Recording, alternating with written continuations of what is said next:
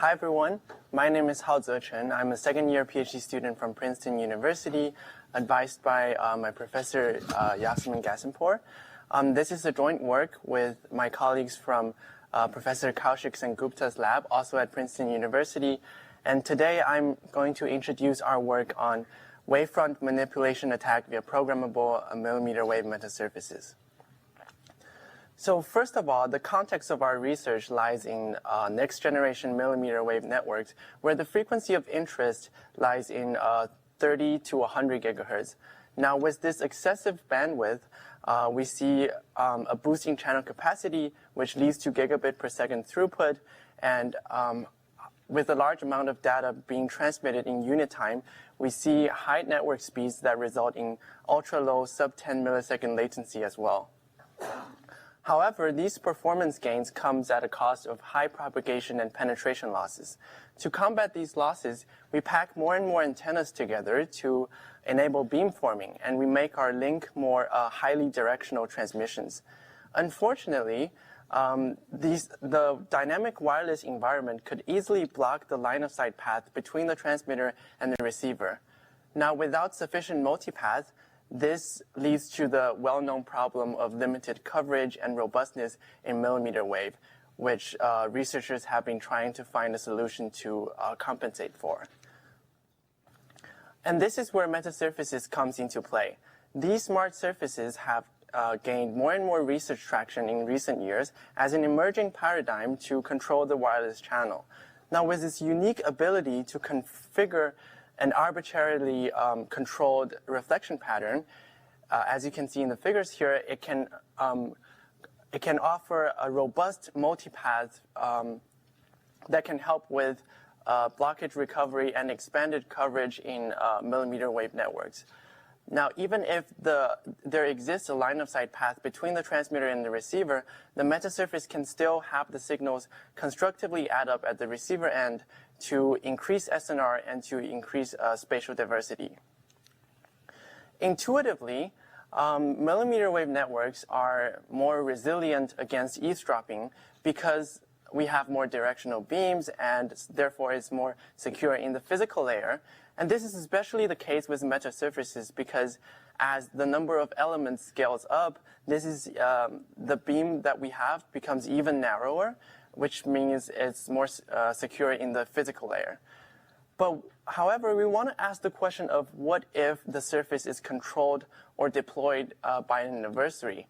As similar hacks have been observed in commercial Wi-Fi extenders and even Wi-Fi access points, we believe that such surfaces with a much simpler architecture are at a higher risk of becoming low-cost, low-complexity backdoors for attacking mmWave wireless networks. Now, for the first time, the wireless channel can now be maliciously manipulated. Subsequently, a new class of physical layer attack is born, which we call Metasurface-enabled attack. In this type of attack, the adversary aims to take advantage of the metasurface in the network to reroute a copy of the private conversation towards itself for further decoding. So there exists a couple of straightforward and naive strategies. So first of all, the adversary can eavesdrop on the side lobe leakage of the metasurface. Now, this is very unreliable, and this in general will give you a poor SNR because as the number of elements scales up, the side lobe leakage becomes very small, and you might or might not be at the side lobe region, which also makes this attack opportunistic and have low effectiveness. Now, alternatively, the attacker can hack into the metasurface, and by adjusting the phase shifter values on the metasurface, it can steal the beam from the legitimate client towards itself. The problem with this is that this drastically decreased the SNR observed at the legitimate client, which makes it very easy to get caught. And once the access point and the client realize that, okay, our link is lost, they will readjust the phase shifter values to sort of steal the link back. Therefore, this attack has low stealthiness. Now, to get the benefit of both, it might seem like a good idea to synthesize a multi-lobe pattern using one lobe pointing towards the adversary and the other lobe pointing towards the legitimate client.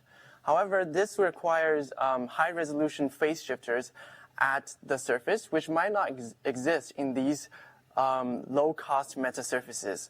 Further, this assumes that the attacker has real-time exact location information of all network nodes in order to keep updating this multi-lobe pattern to be able to keep track of the location and be effective and concealed at the same time, which is far from practical.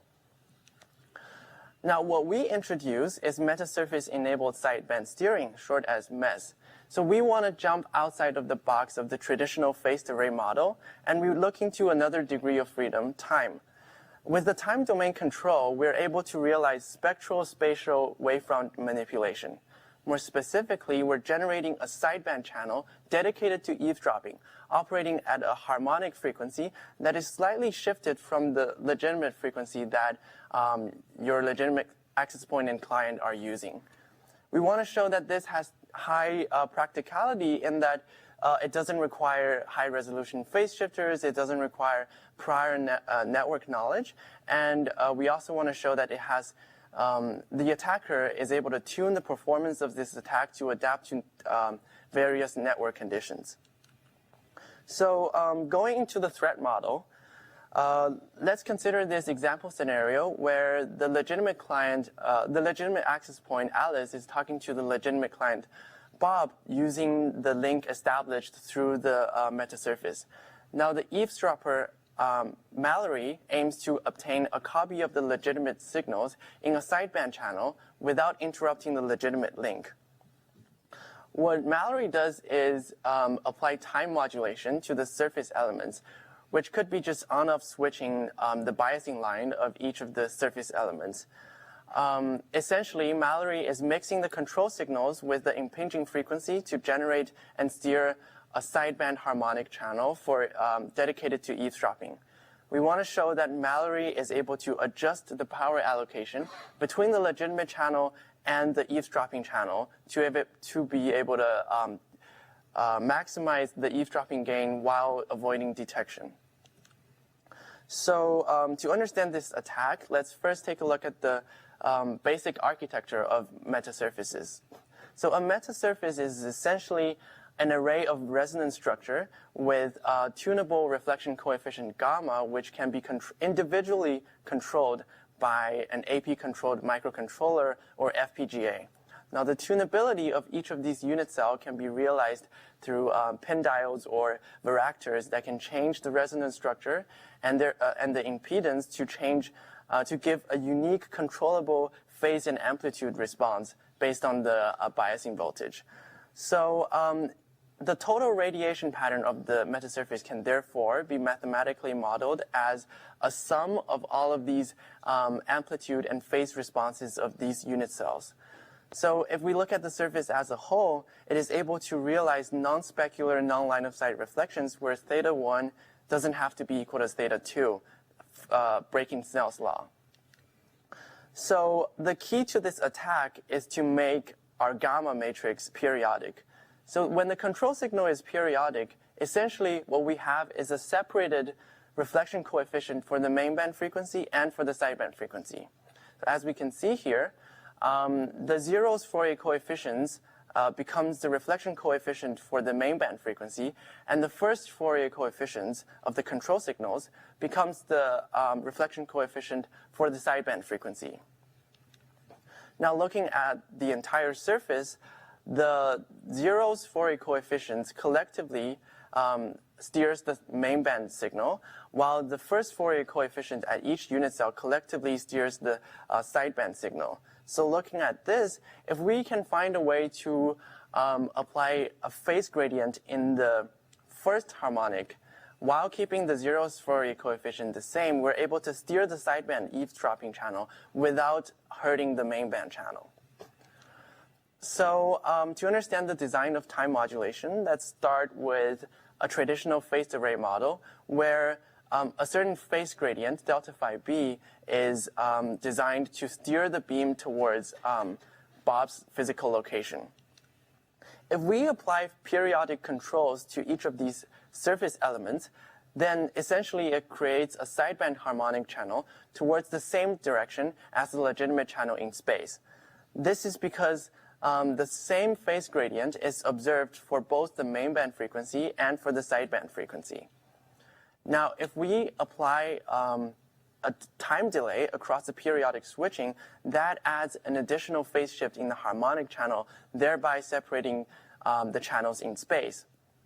We can see that now the sideband is steered while the main band stays intact. This is because the time delay in the time domain adds a phase shift in the frequency domain, but only in the harmonic frequency component, but not in the DC component, which is the zeros Fourier coefficients.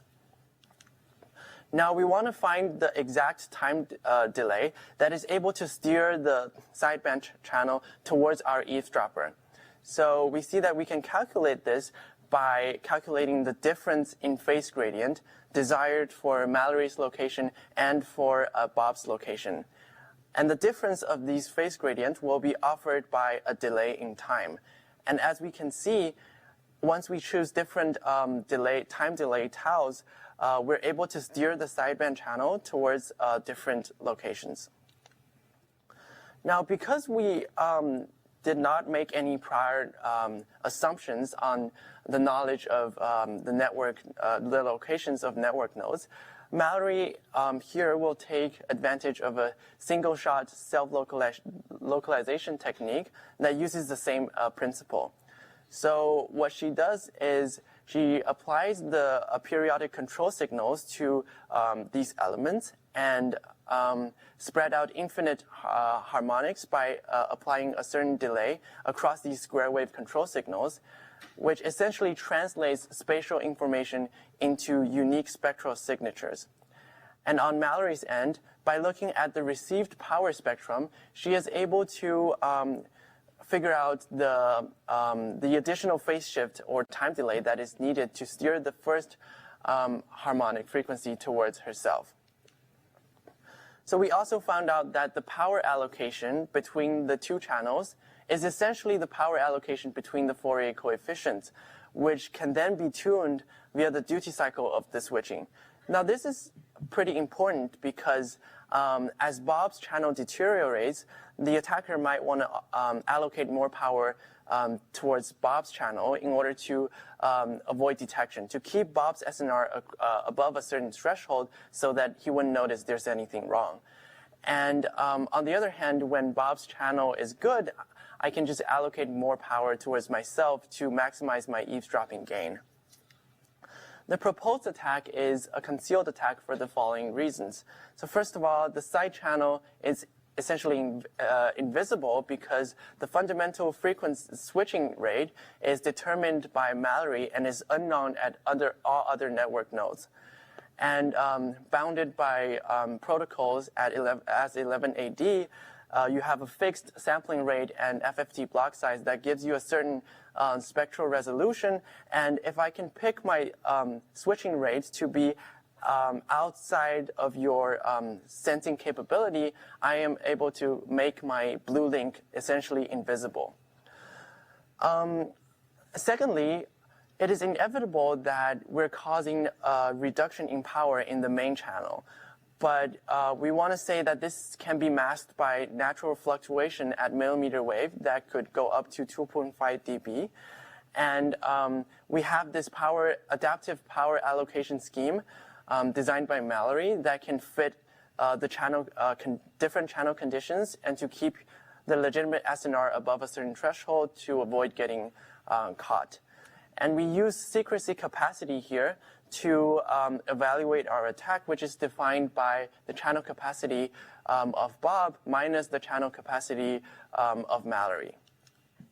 So to evaluate our performance, we use a custom fabricated reflector array, which has 8 elements, and as we can see, the electromagnetic wave will couple into this reflector array on the bottom for receiver antennas, which are horizontally polarized, and then they will go through this reflector chain on the top right, which goes through, first of all, an LNA that provides time modulation, and then a traditional phase shifter that offers spatial modulation, which is controlled by Alice, and finally a power amplifier to re-amplify the signal before it is retransmitted through the vertically polarized transmitter antennas at the top.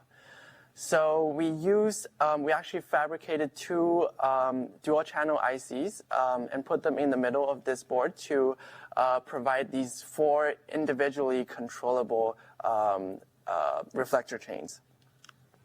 So in our experimental platform, we put the surface in the middle and we fixed the location of the external transmitter. And what we do is we scan the receiver with a spectrum analyzer across a certain radius to map out the radiation pattern for both the eavesdropping channel and for the legitimate mainband frequency. And we verified that we're able to steer the sideband channel independent of the main channel through the control over different inter-element delays. We also showed that we're able to control the power allocation between the legitimate user and the eavesdropper via the control of duty cycle. If we look at the figure on the left, we're able to see that if we increase the duty cycle, we're monotonically boosting the power of the legitimate client. This is because intuitively, as we raise duty cycle, we're putting more power into the signal, which raises the zero's Fourier coefficient that corresponds to Bob's channel. And on the other hand, for Mallory's channel, the fundamental frequency is maximized. So the first harmonic frequency is maximized when the square wave is 50% duty cycle, and that is where Mallory's SNR is maximized. This is why we observe a power trade-off above 50% duty cycle. And if we look at secrecy capacity, we will see that the secrecy capacity of this system can be carefully tuned by changing the duty cycle of the control signal. Now, quickly going through the evaluation against the baselines that I mentioned previously, we use 2 metrics here. 1, the attacker SNR, which shows effectiveness, and 2, the victim's SNR drop that shows stealthiness. So basically, the higher the SNR drop, the less concealed your attack is. So we can see that side lobe eavesdropping definitely have low effectiveness, and beam stealing is very easy to get caught. And on the other hand, MES is able to achieve a similar performance comparable to the multi-lobe attack while not requiring high-resolution phase shifters and prior knowledge about the network. So in conclusion, we identify a new line of security vulnerabilities in Metasurface-assisted millimeter wave wireless networks. And for future work, we want to raise the question of how to ensure the integrity of messages in the analog domain in the advent of smart surfaces. So basically, we have these mechanisms such as error correcting codes to check if your bits are flipped in the digital domain, but we don't have a mechanism to check that your signal is not distorted in the analog domain. For example, someone can change your spectrum characteristics by using these smart surfaces in the network. So it's important to rethink the definition of message integrity in future networks. That would be the end of my presentation, and thank you all for listening.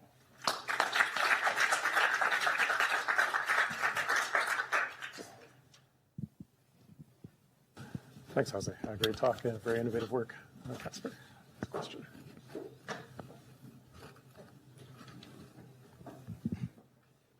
Hi, very interesting, but I mean, I see in your specific threat model where the adversary controls this metamaterial, this is a good, an interesting idea, but I can't help but think if I was the attacker, I would just put an antenna in front of or next to the metamaterial patch. That way I would be in the main beam. I wouldn't have to worry about any beam steering at all. And both your metrics there would be super good. And I mean, it's a really low complexity attack that any attacker would choose probably over this beam steering thing. Yes, That's a good question, and I agree with that. So if you're an attacker, you can put your antenna basically at the location of the metasurface, and I think that falls into the category of a side lobe eavesdropping attack. So basically, you want to place your antenna or your eavesdropping device at somewhere in the network that has good signal, but you can't always guarantee that you can move your carrier antenna and just place it wherever that has a good signal. So this approach is sort of opportunistic, but in a metasurface scenario, you know that the link will definitely go through this route, so you can take advantage of that, and we raise this vulnerability problem in future networks where we see these more and more research on these metasurfaces, so we see that, okay, it's going to be widely deployed, so we want to make sure it's safe before deployment. Okay, thank you. One more question. Hi, I understand the value of this work, and I guess it's valuable. The question I have, though, is you mentioned about, let's say, 11AD or perhaps other protocols that might use this. And these protocols do have encryption, do have integrity protection. So what type of applications, what type of scenarios you consider for this work that maybe that digital encryption, digital integrity protection is not available or is not sufficient, and therefore we need to have, or maybe the attacker can take advantage of these side lobes to eavesdrop on the communication? Because if the communication is already encrypted, let's say in the case of .11d, then what's going to be the gain of the attacker if it has a side lobe? Okay, so basically, this attack only breaks physical layer security, and we have heard many talks on how to break upper layer securities, or there are at least unencrypted portions of headers, and we can get information from there.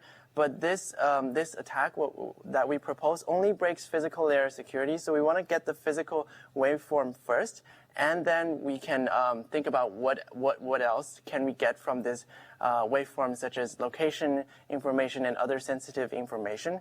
And we also want to stress that in future millimeter wave networks, especially when the beam are directional and when you have, for example, IoT devices that are power hungry and can't afford higher layer security algorithms, we will see a combination of physical layer security and higher layer encryption that is used together side by side.